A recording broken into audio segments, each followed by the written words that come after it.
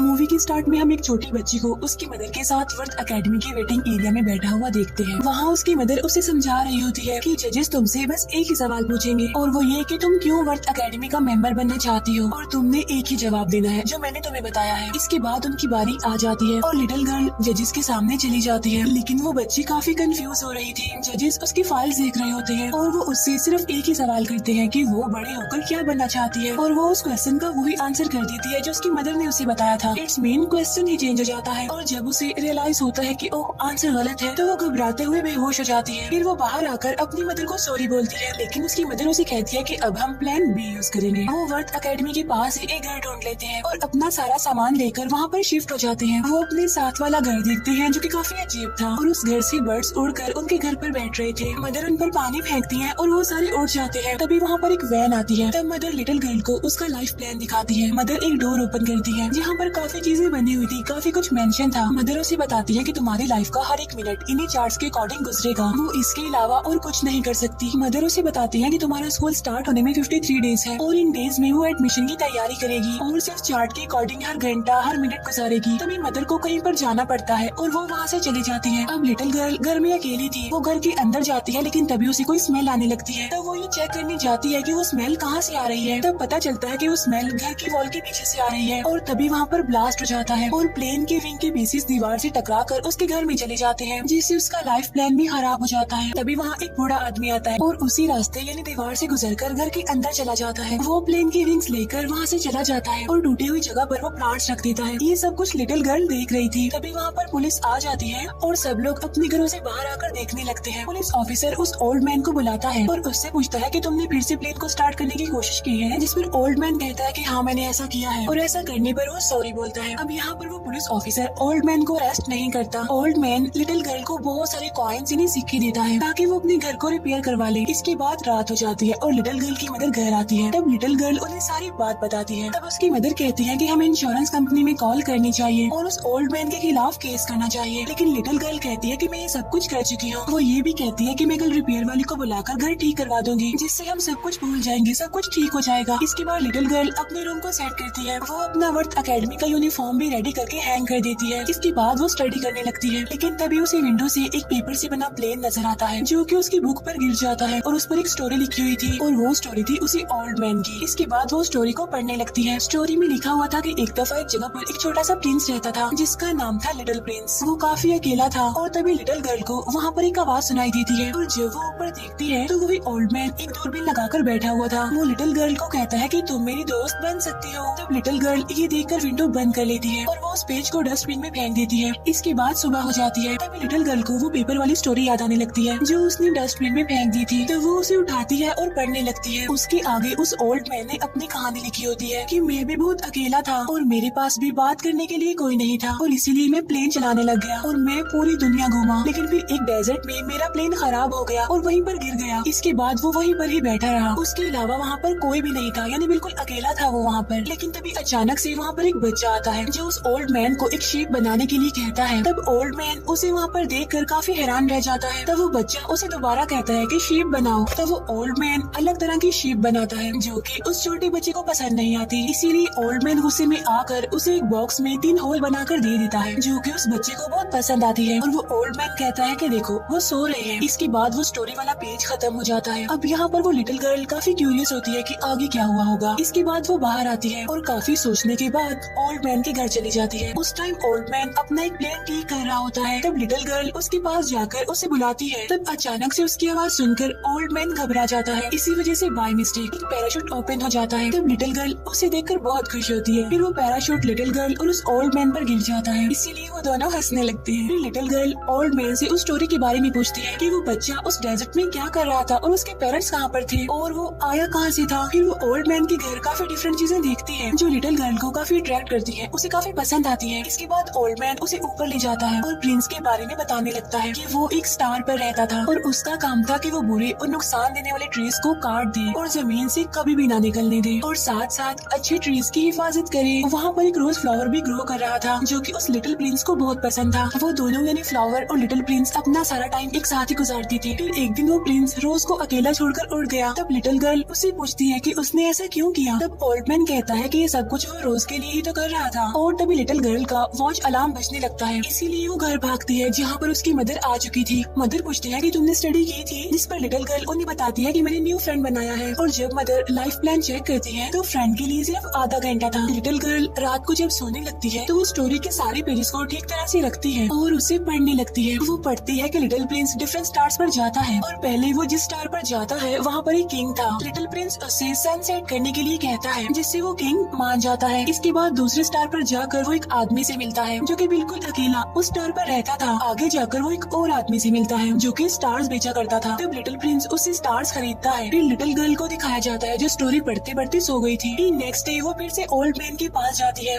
जहाँ पर old man उसे काइट्स उड़ाना सिखा रहा था। इसके बाद फिर से हम उस लिटिल प्रिंस की स्टोरी की तरफ आते हैं जिसमें प्रिंस वापस से अर्थ पर आ गया था, जहाँ वो एक स्नेक से मिलता है। स्नेक उसे अपनी पावर के बारे में बताता है। उधर लिटिल गर्ल ट्री क्लाइंबिंग सीख रही थी, लेकिन तभी अचानक से वो गिर जाती है और उसे चोट लग जाती है। तब ओल्ड मैन उसे मेडिसिन लगाता है। लिटिल प्रिंस को दिखाया जाता है जो कि एक फॉक्स को अपना फ्रेंड बना लेता है। उधर वो लिटिल प्रिंस और फॉक्स बेस्ट फ्रेंड्स बन जाते हैं। लिटिल गर्ल अपनी मदर को ऐसे शो करवाती है जैसे वो सारे काम टाइम टेबल के मुताबिक ही कर रही है, लेकिन जैसे उसकी मदर जाती थी वो तो ओल्ड मैन के पास चली जाती थी। इसके बाद लिटिल प्रिंस को दिखाया जाता है जहाँ पर वो बहुत सारे रोज देखता है और अपसेट हो जाता है क्योंकि उसे लगता था कि उसकी रोज सबसे अलग है और पूरे यूनिवर्स में बिल्कुल अकेली थी। तो फॉक्स उसे समझाती है कि तुम्हारी रोज वाकई ही सबसे अलग है और स्पेशल है क्योंकि वो तुम्हारी रोज जो है। ओल्ड मैन कहता है कि हर किसी को एक ना एक दिन जाना ही होता है। तब लिटिल गर्ल उससे पूछती है कि क्या आप जा रहे हैं, जिस पर ओल्ड मैन कहता है कि हाँ, मैं लिटिल प्रिंस के पास जा रहा हूँ। फिर ओल्ड मैन लिटिल गर्ल को कहीं पर घुमाने लेकर जा रहा था। ओल्ड मैन गाड़ी चला रहा होता है लेकिन वो आगे आने वाली गाड़ी का ध्यान नहीं रख पाता, इसीलिए पुलिस उसे रोक लेती है। तब लिटिल गर्ल पुलिस ऑफिसर को कहती है कि आज मेरा बर्थडे है। इसके बाद वो पुलिस ऑफिसर मदर को वहाँ पर बुलाता है। इसके बाद मदर और लिटिल गर्ल घर आ जाती है। यहाँ पर मदर लिटिल गर्ल को बहुत डांटती है। वो उसे कहती है कि मैं तुम्हारी लाइफ सेट करना चाहती हूँ। तब लिटिल गर्ल कहती है कि आप सिर्फ अपना पॉइंट ऑफ व्यू देख रही है और मैं स्टडी करती तो हूँ,